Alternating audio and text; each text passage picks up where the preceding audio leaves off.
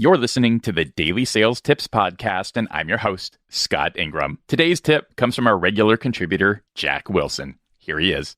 What's going on, Daily Sales Tips community? It's Jack Wilson, and I'm back for another tip. Today, I want to talk about the fact that there's really no secrets in sales. At least there shouldn't be.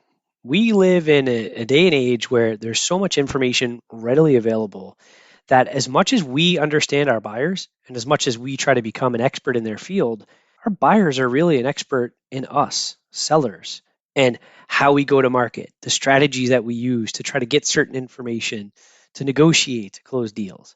So there's really no secrets on either side.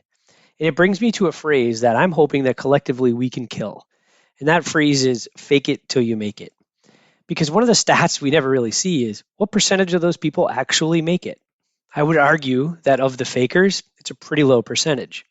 So instead, let's replace fake it till you make it with be real to win the deal.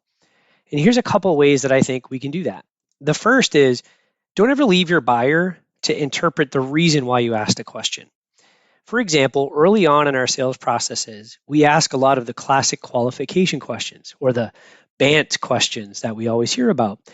And a lot of times, the way that we ask a question, the tone or the inflection about, for example, budget, it leaves our buyer wondering, oh, well, why do you want to know this? Is it because you're going to change the pricing based on what you hear from me?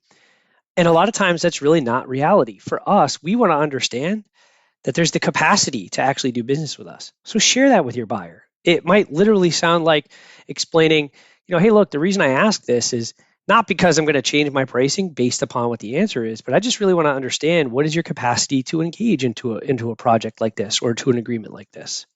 So feel free to share why you're asking questions and be transparent and brutally honest with your buyer. The next part of that and the honest part of it is be honest about your intentions. I recently had an interaction with a buyer where I saw value in expanding our opportunity to multiple product sets that we sell. But I understood that the active initiative that they had was for one specific area in particular. They had budget, they had a team, and they had a real call to action around that one area.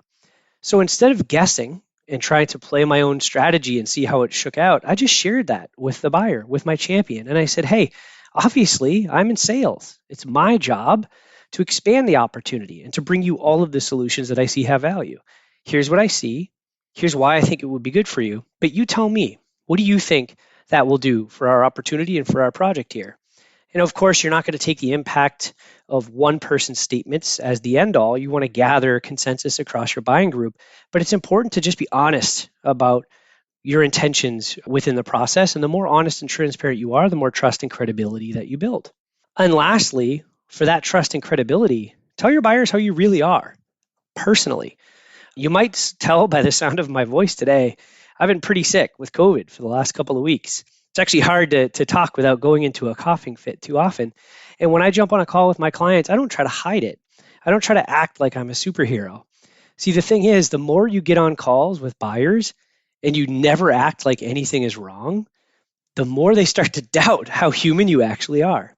So instead, be transparent. Share with someone when you're going through a difficult time. Don't use it as an excuse. Don't harp on it, but share openly. And what you'll find is that your buyer starts to meet you on a personal level. You start to build reciprocity when it comes to empathy. You get them on an emotional plane with you. And I think this all helps to go toward being more honest and transparent and being more real, ultimately to win the deal. To experience a dose of the realness that is Jack Wilson, do yourself a favor and go connect with him on LinkedIn. He consistently shares some great stuff that is very Jack. As always, we've got a link for you at DailySales.Tips/1105. Once you've clicked over there, be sure to click back here for another great sales tip. Thanks for listening.